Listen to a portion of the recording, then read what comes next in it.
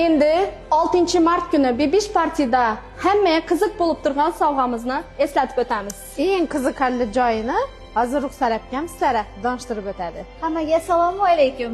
Bu safargi Bebish Party hammasidan ajralib turganini asosiy sababi bu yil Bebish Partyda Xorazm Umra jamiyati Xiva Consulting bo'limi tomonidan hamda Bebish shirinliklari shu elni, yurtni xizmatida yurgan qizlarimiz sizlar uchun, sizlarning ota-onalaringiz uchun Umra safarini, Allohning baytini sizlar uchun bizadan sotib oldilar, xarid qildilar. Endi bundan tashqari yana sizlar Bebish Partyda Dubai sayohatidan Yo'llanmalarni egasi bo'lishingiz mumkin.